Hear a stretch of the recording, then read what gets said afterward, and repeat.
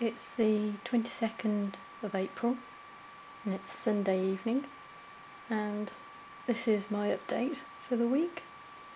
Mr. Ginger, Cat is here as well. Again, can we see it? Hello! Hello, pretty cat. On the night that I uploaded my last blog, someone came up to my door.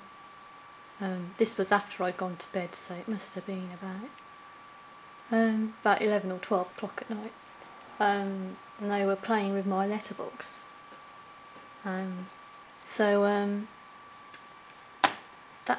Something similar happened about a month ago.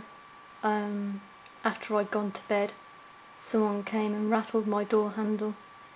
So I'm showing you a picture of my front door so you can see that my door isn't on the street. It's unlikely to have been anyone just casually walking past and playing a prank.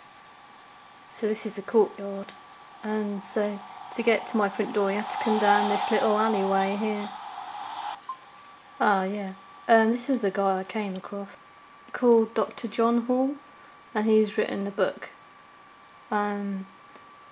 It's called Satellite Terrorism, and this guy's done this book about how American government used satellite to stalk people and to harass people, and also he says this technology can be used to put voices in people's heads. So these people then go to their doctor saying that they're hearing voices and saying that they think someone's harassing them, and of course they're diagnosed with schizophrenia or some kind of delusional psychosis or something. If you can't afford the book, he's done lots of radio interviews. This one's on blogradio.com. What also he was saying was that these people who are experiencing these voices, that they're mostly women, and they're mostly middle-aged, and they're mostly middle class. And he said they're not political at all, and he thinks that this is a mind control experiment being run by the CIA, which I was surprised by, because I thought this was mostly to do with intimidating people. I mean, it's possible that they are doing that as well, and then they've got a more general mind control experiment going on within the general populace. What's next? Yeah, I've been out twice this week. So I went to sign on in Barnstable, which is the town nearest to me. Yeah, so I have to drive, and it's about half an hour drive. So I took my camera with me. I've got something to attach it to the dashboard of my car, but the battery usually runs out in my camera before I get home, so I don't get to film everything that happens, but I did get some footage.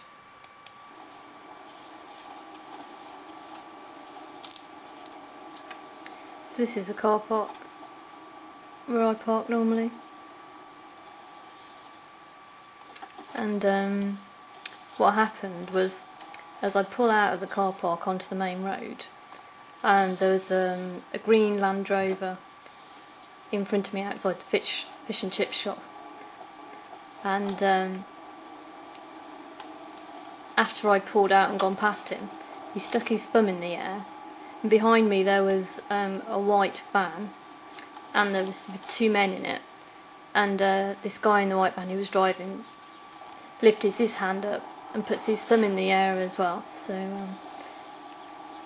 they were obviously signalling to each other, but I didn't catch that on the film because obviously I've only got one camera and this was all going on behind me. But you'll see this is the green Land Rover. That's the guy. He's pretending to read something. Here it is. You can see the guy. He's got a piece of paper. He's kind of watching out of the corner of his eye. And then later on, when I was about halfway to Barnstable, I passed another car. This is just a photograph. This is a still of the car. And then he put his hand in the air and he thumbed me the same way that the other guys were thumbing each other. So I don't know, you can kind of see his hand almost. It's just there. I don't know if you can... Okay, he was doing that basically. I think that was just to spook me out. But there we go. What's coming up next is just some stills of the motorbikes that I saw when I was in Barnstable, when I went to sign on. So this is just me driving to the car park, and here are all these motorbikes, which I get followed by a lot of motorbikes. See that guy a lot. See, the battery went on my camera, so I didn't get them all, but well, this is just to give you an idea. Lots of bikes. Okay, someone responded to me last week and said they sent me a link to these people's website, National Stalking Helpline. So, but I thought I'll send them an email and see what they say. So, what can the National Stalking Helpline do? So this is the first email that I sent them. And I also sent them a link to my last blog, so they could see the evidence I'd recorded. Okay, this is their first response.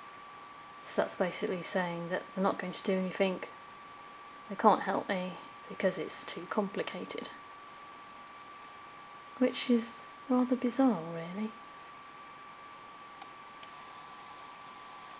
So I wrote back to them saying, I was a bit surprised by what you said.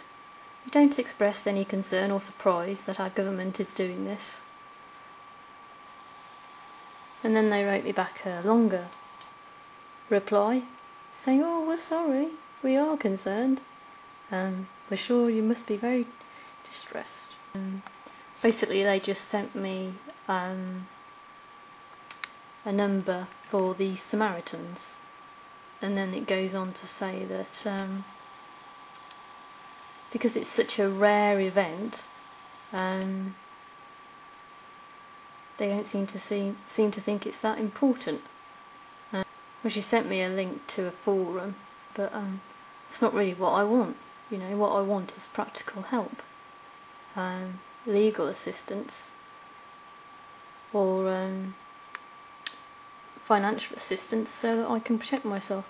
This Dr. John Hall, who thinks that this is all part of a mind-controlled experiment, if what he says is true, and that this is going to be rolled out against a larger portion of the population, then it's not going to be a rare event in the future, and it is something that they should take seriously.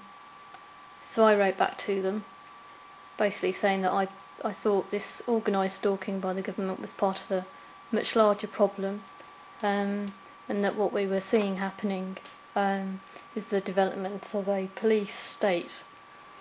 Then I sent them some links there about the 7/7 bombings, which I think were the government's staged terrorist attack. If you're not in the UK and you don't know about July the 7th and the bombings on the tubes, there's lots of documentaries online about 7/7, so if you can watch Terror on the Tube or The Ripple Effect, and that basically explains that it was how the government did it. So I haven't had a reply to that yet. But I'm not expecting a reply. I don't know what they'd say to that. My personal opinion is they've been warned away and told not to have anything to do with me, not to help me. And so this is moving on to Saturday, and I went for a walk down to the beach again. And so these are just some pictures of bikes that passed me on the way. And this guy passes me again. So he must have just turned around and come the other way. There he is again.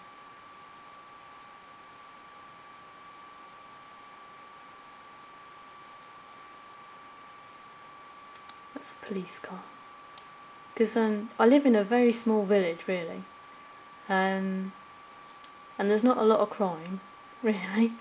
So you don't often see police cars. Yet when I go out, there seems to be plenty of them. So this is just a clip of where I was sitting. So it was a sunny day again. And I've been sitting there for about 10-15 minutes. And there were no cars at all here, none. And I thought, blimey, considering the last time I'd gone out there, and I thought maybe the fact that I was making these films now has actually warned them off. And so I was quite happy sitting there for about 15 minutes, and then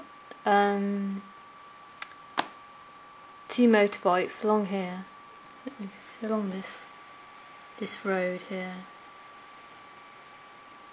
I saw two motorbikes and then a police car, but at the time I didn't have my camera out and I missed them.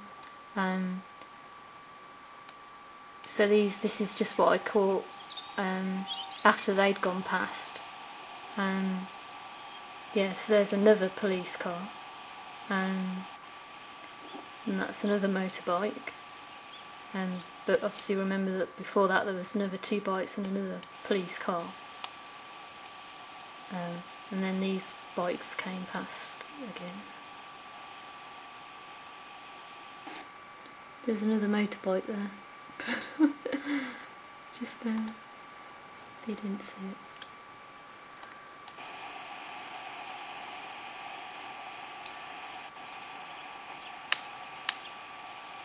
Okay, this is the same truck that came up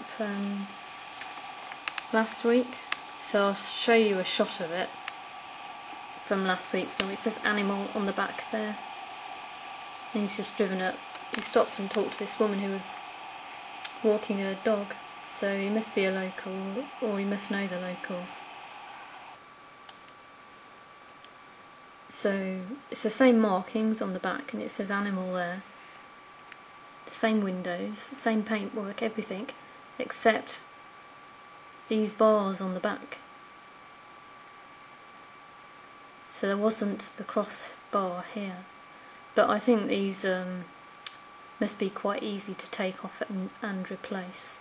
So I'm 100% certain that this is the same vehicle. Okay. This is something quite bizarre that happened after that. These two boys, they look about 17 to me, 16 maybe. They walked up the slope and they sat down and they were completely silent. They never said a word to each other. Then they sat there in silence for 15 minutes-ish. They weren't doing anything except they had a camera and they were filming or taking photos, I don't know which. And they sat there in silence. And I think basically they were mimicking me. And then after about 15 minutes they got up without saying a word to each other and walked away. So all this was done in total silence. And that's just a bike I saw on my way home. So I only saw one bike when I was going home, which was nice. What do you think, Mr. Ginger? Think those two boys were following us? Yeah.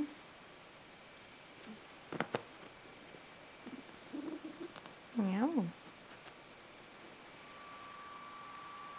Well, that's all I wanted to say for this week then. Oh dear. But it's quite late. So, yeah, I'm going to go to bed now. So, good night.